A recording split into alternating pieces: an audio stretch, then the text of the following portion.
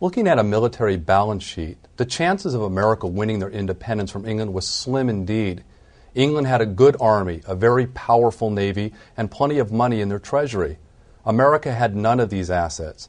Americans were armed, however, with a philosophy of natural rights, and they hoped that once England was defeated, that they could build a model society based on the principles of equality and freedom.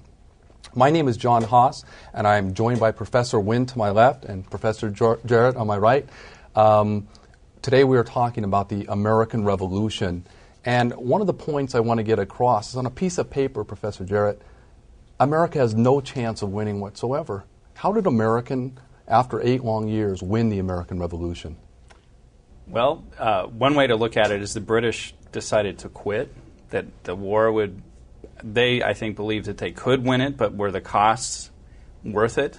And what the colonists had done to convince the mother country that the costs weren't worth it, first of all, was that the British had made a number of spectacular mistakes, tactical mistakes on the battlefield, a larger strategic mistake about deciding how to win the war. They thought by capturing the major cities they would convince the colonists to quit, which was not a very good way to make a largely rural set of colonies stand down. And finally, the French had come into it. And once the French were in the war, it wasn't just a spat between the colonists and the mother country. It was another world war where the British and the French were fighting each other, not just in the colonies, in the English colonies in North America, but all over the world. Gentlemen, but at the same time, I also don't think that we should discount sort of this American approach coming from the colonists. How about this? We have this sort of mythical notion about Paul Revere riding in and this whole idea of, give me liberty, give me death, and the Sons of Liberty and all that. That's all fine and dandy, but what about this idea of truly America fighting for being there, fighting for their homeland, fighting for their way of life? I mean, I don't think we can discount that fact. I think we jump on with the defensive warfare at the beginning. Professor Jarrett talked about logistical mistakes and tactical mistakes that the British made. I mean, George Washington was absolutely a horrible general to begin with. I mean, he tried to hit the British in Long Island, New York, and he was defeated and he got whooped. Fortunately for the Americans, the Howe brothers were so slow and methodical that George Washington had the opportunity to rethink what he was doing, halftime adjustments, if you will. I know also in Massachusetts, one of the things that the British had never understood, they really believed that there were going to be a lot of loyalists. And if you get back to the Puritans there, why would there be any loyalists up there at all? I think the other thing, too, is when the British had difficulties and they lost soldiers, they had 3,000 miles of ocean to go across to bring back other individuals. And, the Americans fighting guerrilla warfare, I think, was a very important, part. So I think there were a lot of logistical mistakes. Well, and that adds to the cost. I mean, if a town in Georgia, let's say, is invaded by the British Army, the Patriots round up everybody in the countryside to try and defend it. And the British, to replace their casualties, they can try and get some loyalists. They were often hard to find, but what they preferred were trained British soldiers who they had to bring all the way across the ocean, like you said, cost money. Also, those soldiers, being a soldier in the British Army was not the best job in the world. In fact, it may have been one of the worst at the time. It wasn't exactly like people lining up to volunteer to fight in the colonies. On that point, if I could just interrupt you very quickly there, I think it's very important to get across that the American Revolution might have been our first civil war. I mean, John Adams pointed out the fact that he said on the face, that maybe 1/3 of the population was willing to fight for America, and maybe 1/3 was willing to fight, take up arms for England, and then of course we had the other 1/3 of the Sunshine Patriots that were around. And it's important. Everybody knows that Benjamin Franklin was a patriot, but many people don't know that his son, as a governor of New Jersey, was loyal to England. I mean, this really cut across the patterns of society, and it really wasn't uniform. There wasn't this uniform resistance that we're often taught in school, that 13 colonies came together and they were fighting the tyranny of Great Britain.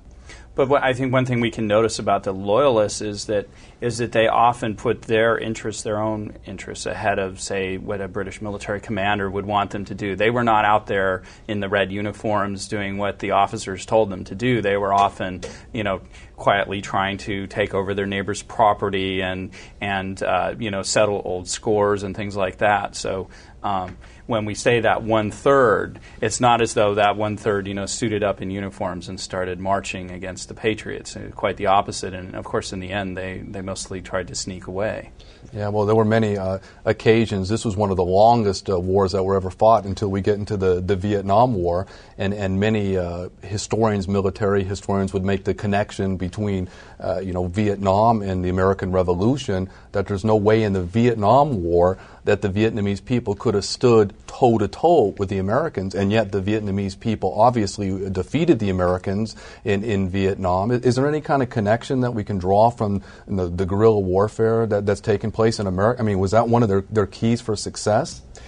I definitely think so. And this whole idea, quote unquote, if you will, this home field advantage also, I think, would have to play a role, and as it did in Vietnam, with the Americans coming over, and in the Vietnam War, the Vietnamese knowing the layout of the land, the Americans obviously knowing exactly the intricacies of the roads, what routes to take, what routes not to take.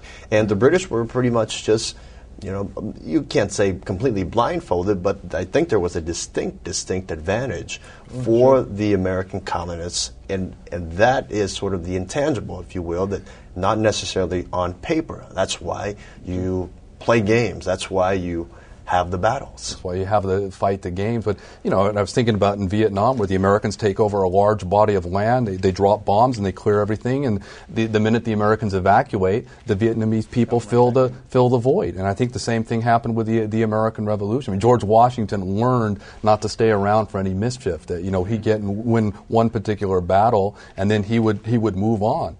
And so I guess when you look at the whole revolution, you'd see some of the positive attributes that the Americans had. Washington learned how to play the game.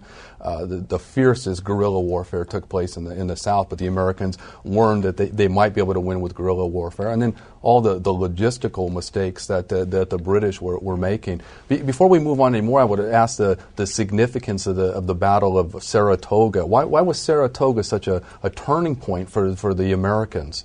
I guess if we could use the football metaphor a little more, the home team is getting slaughtered on the field. They keep losing every battle. Like you said, George Washington seems to not have any clue what to do against the British. And then they get that one victory, maybe, just that field goal to show that they can get some points on the board. And in this case, we said what's really critical is the French. And once they have a victory, one small victory, the French see, maybe, the colonists do have a chance, and they were already ready to go against the British in a war anyway. That's what they were familiar with. It's nice to see the chapters kind of dovetail together, because you look at all the territory that the French lost in the French and Indian War, and clearly the Americans knew this, that they could tap into French resentment. Sure. And after the Battle of Saratoga, not only do we get a French army, but we get a French navy as well.